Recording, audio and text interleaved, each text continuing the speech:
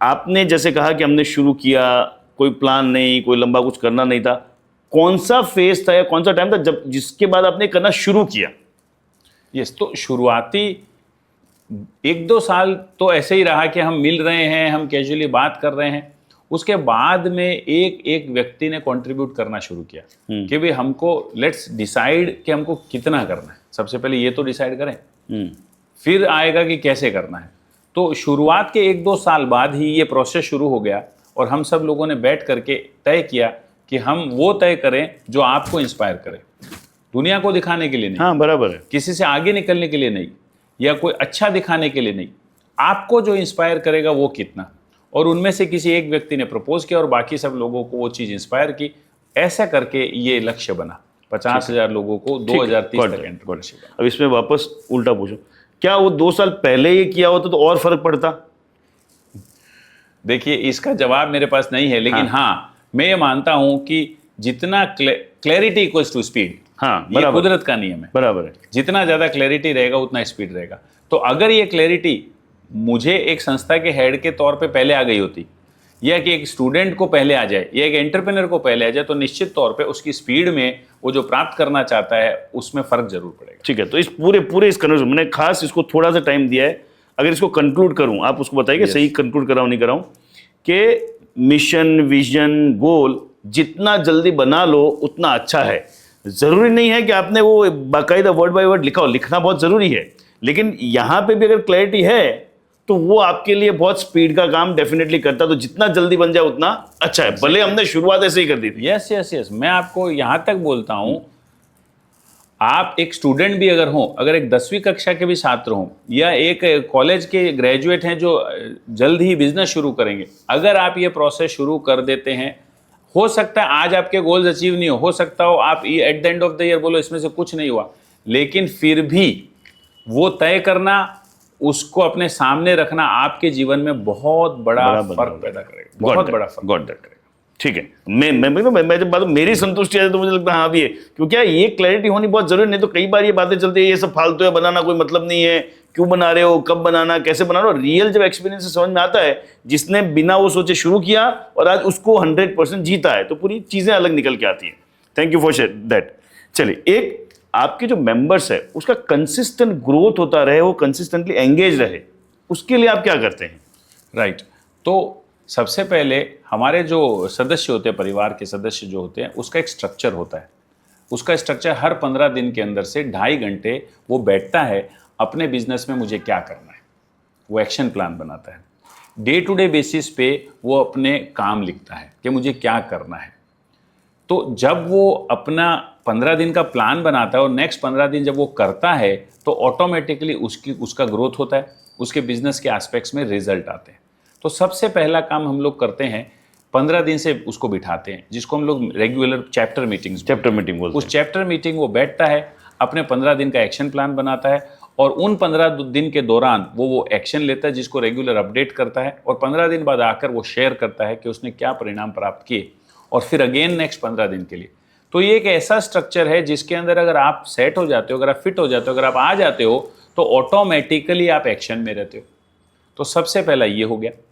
दूसरा हो गया कि हमने आइडेंटिफाई किया है कि एक एंटरप्रेन्योर के जीवन को कौन से क्षेत्र लागू पड़ते हैं, कौन सी चीजें हैं जहां पे एक एंटरप्रेन्योर या एक ह्यूमन बीइंग स्ट्रगल कर रहा है। ठीक है, उन स्ट्रगल्स वाले क्षेत्रों को हमने आइडेंटिफाई करके उसके ऊपर स्पेसिफिक इनिशिएटिव, स्पेसिफिक हम प्रोग्राम्स, जिसको हम प्रोग्राम कहते हैं, वो इनिशिएटिव्स हम लेते हैं, जिसके अंदर उस व्यक्ति के जीवन के उस पर्टिकुलर क्षेत्र में हम वैल्यू क्रिएट करते हैं। जैसे मैं आपको एक बात बताऊं, एक एंटरप्रेन्योर का दुखती नस होती है सेल्स ग्रोथ। उसने व्यापार कर लिया, सब कुछ कर रहा है, लेकिन उसका सेल बढ़ नहीं रहा है। तो ऐसे एक समूह के अंदर 60 लोगों के समूह में ऐसे जो लोग होते हैं 4-5 जिनको सेल का स्ट्रगल है, उनको हम अलग से बिठाकर उनके साथ काम करते हैं और मेक श्योर करते हैं कि उसके लाइफ का वो एरिया जो पेनफुल है, वो एरिया आगे जाना चाहिए। Got that. ऐसे अलग अलग चैप्टर्स में से लोगों को इकट्ठा करके अलग से 3 घंटे 2 घंटे उनके साथ स्ट्रक्चर्ड वे में काम किया जाता है, और उस जीवन के उस क्षेत्र में उनके यहाँ पे ब्रेक थ्रू कॉज किया जाता है। सिमिलरली आप ले लीजिए पेमेंट कलेक्शन। माल तो बेच दिया एक एंटरप्रेन्योर ने, वो कलेक्शन कैसे होगा, उसका इनिशिएटिव चला कलेक्शन जाता है। नहीं होता Got है that. तो उसका इनिशिएटिव लेते हैं। सेम अगर वो प्रोडक्शन में है, होलसेल में है, मैन्युफैक्चरिंग में है, तो बहुत बार ऐसा होता है कि उसका माल अटक जाता है, जिसमें उसका बहुत सारा पैसा जाम हो जाता है, उस माल की कीमत कम हो जाती है।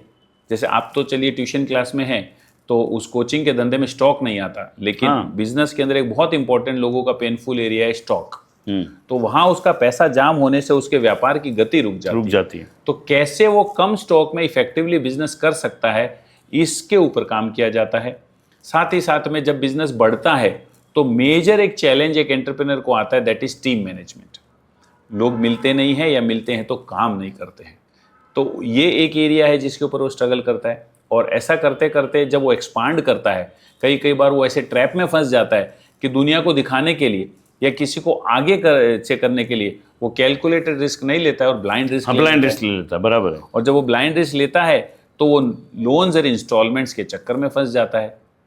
तो ये अलग अलग इनिशिएटिव से हम उसके जीवन में वैल्यू क्रिएट करते हैं और उसके जीवन का रूटीन वैसा बनाते हैं कि वो एक एक्शन बेस्ड व्यक्ति बन जाए। उसको रोज काम लिखना है, उसको रोज शेयरिंग करना है, उसको रोज शीट अपडेट करना है। देखिए मैं आपको एक बहुत महत्वपूर्ण बात बताता हूँ। प्रोग्रेस अलायंस जिस कोर प्रिंसिपल पे ये यहाँ तक पहुँचा है, उसका एक सीधा सा प्रिंसिपल है कि अगर आप एक कंपनी के ओनर हैं और आपके पास 10 लोगों की टीम है और उस 10 लोगों की टीम में आपने एक बंदे को अगर कुछ काम दिए तो आप उसका फॉलोअप लेते हो, राइट? बराबर है। लेकिन आपने तय किया कि मैं बिजनेस ट्रिप करूंगा, तो आपका फॉलोअप कौन लेता है? हाँ, सेट का सेट कौन? एग्जैक्टली यहीं पे सारा खेल हो जाता है। उसने तय किया कि मैं 4 नए सैंपल्स बनाऊंगा, उसने तय किया मैं 4 कस्टमर्स को कॉल करूंगा, लेकिन वो होता नहीं है। प्रोग्रेस अलायंस यहाँ पे एक महत्व की भूमिका निभाता है। वो स्ट्रक्चर्स ऐसे हैं कि आपको साहब अगर आपने कॉल नहीं किया तो आपको लिंक में भरना होता है।